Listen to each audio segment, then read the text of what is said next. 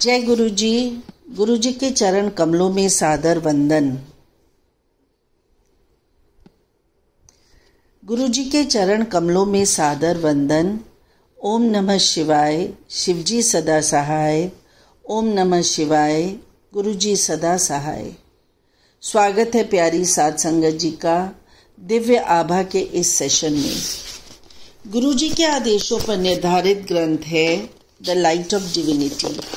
उसी का हिंदी अनुवाद दिव्य आभा नाम की पुस्तक के रूप में संकलित है। मुझे मृत घोषित कर दिया गया, आज का शीर्षक है। गुरुजी से मिलने के बाद मैंने नर्क से स्वर्ग तक की दिव्य यात्रा की। मेरी समस्याएं मेरे विवाह के तुरंत बाद ही आरंभ हो गई थी। मेरी पत्नी गीता को कष्टदायक अस्थमा रहता था और वह रात भर सो ना पाती थी। क्योंकि उसकी माँ भी अस्थमा से पीड़ित थी, अतः उसे पता था कि इस रोग की पीड़ा कैसा रूप धारण कर सकती है। जैसे ये कम नहीं था, मेरी बिटिया तानिया को भी दमा हो गया।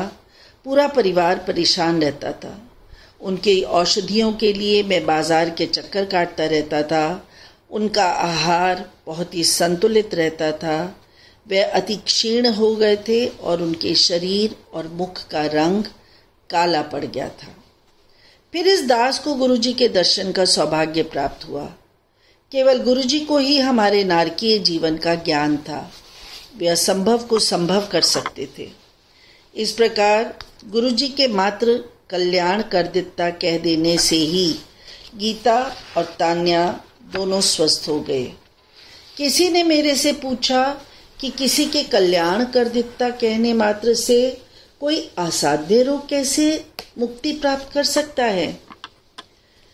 वास्तव में मनुष्य के लिए यह संभव नहीं है, पर गुरुजी तो स्वयं ईश्वर हैं और ईश्वर वह कर सकता है जो सामान्यतः सबके लिए संभव नहीं है। गुरुजी के आशीष सर्व फलदायी हैं। अपनी पत्नी और पुत्री के स्वस्थ होने के पश्चात मुझे लगा मैं स्वर्ग में हूँ। थोड़े दिन बाद मुझे गुरुजी की सहायता की आवश्यकता पड़ी। 5 अगस्त 2004 की रात्रि को मेरी छाती में पीड़ा होने लगी। चिकित्सक के पास जाने पर उसने प्राथमिक चिकित्सा देकर मुझे घर लौट पूर्ण विश्राम करने को कहा। प्रातःकाल उठने के आधे घंटे बाद वेदना पुनः आरंभ हो गई और उसके साथ ही बाईं भुजा में भी पीड़ा थी। सब लक्षण हृदय रोग के थे। चिकित्सक ने पुनः प्राथमिक उपचार करके मुझे लुधियाना के हीरो हार्ट सेंटर में ईसीजी करवाने के लिए भेज दिया।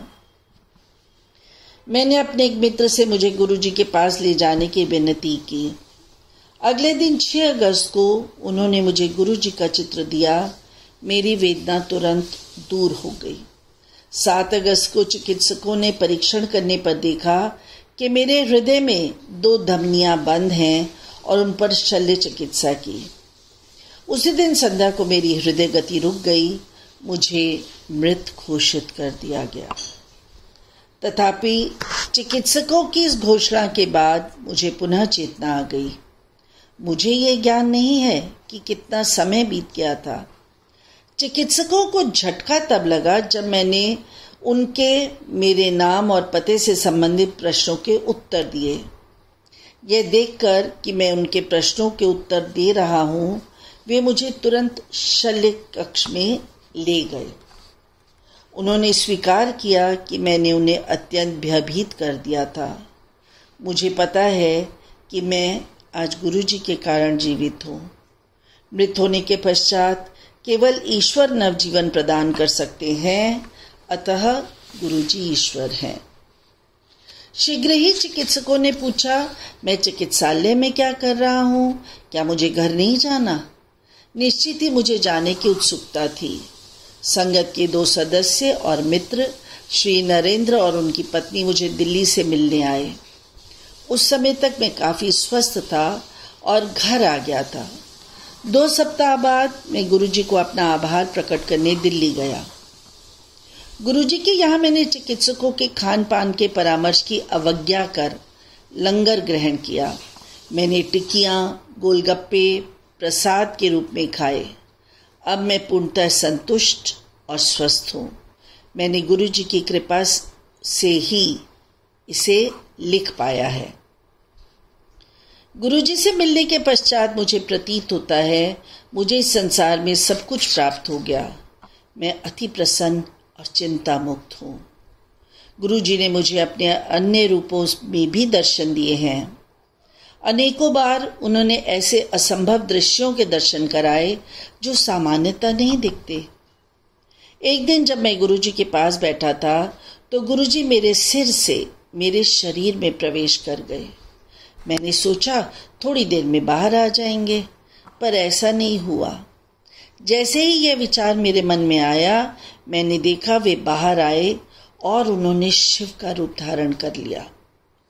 माँ गंगा ने उनके केशों से निकलकर मेरे शरीर में प्रवेश किया। उसके पश्चात उनके शरीर से शेषनाग निकलकर इस दास के कपाल से प्रवेश करने लगे। शेषनाग ने ओम और ओम नमः शिवाय मेरे पूरे शरीर पर लिख दिया। शेषनाग ने मेरे शरीर से स्टेंट भी निकालकर बाहर फेंक दिए। अब वे मेरे शरीर और हृदय की देखभाल करते हैं। गुरुजी ने मुझे बताया शेषनाग सदा मेरे शरीर में रहेंगे। फिर उन्होंने चाकू निकालकर मेरा त्रिनेत्र बनाया और वहां पर बैठ गए।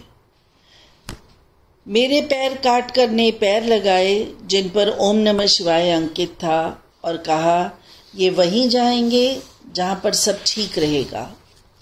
फिर उन्होंने मेरे चक्षु निकालकर वहां पर मयूर पंख से ओम लिखा और कहा ये केवल अच्छा देखेंगे, बुरा नहीं। गुरुजी सदा मेरे साथ रहते हैं। हम अपने परिवार के सदस्यों और मित्रों को छोड़ सकते हैं, पर गुरुजी हमारे साथ रहते हैं। वे हमारी समस्त चिंताएं दूर कर हमें आनंद प्रदान करते हैं। गुरुजी इस जीवन में मेरे सब कुछ हैं, मेरे पिता, माता और मित्र। मैं उनके बिना नहीं रह सकता। मैं स्वयं अपने आप को, अपने बच्चों को उनके चरणों में समर्पित करता हूँ। मैंने जब भी चाहा है गुरुजी ने मुझे शिव रूप में दर्शन दिए हैं और उनसे माँ गंगा ने मेरे सिर में प्रवेश किया है। एक बार गुरुजी ने शिव रूप में मेरे ऊपर त्रिशूल फेंका, जिसने मेरे शरीर को भेद कर उसके सब ओर एक त्रिकोण बना दिया। गुरुजी ने कहा वे सदा मेरे साथ रहेगा।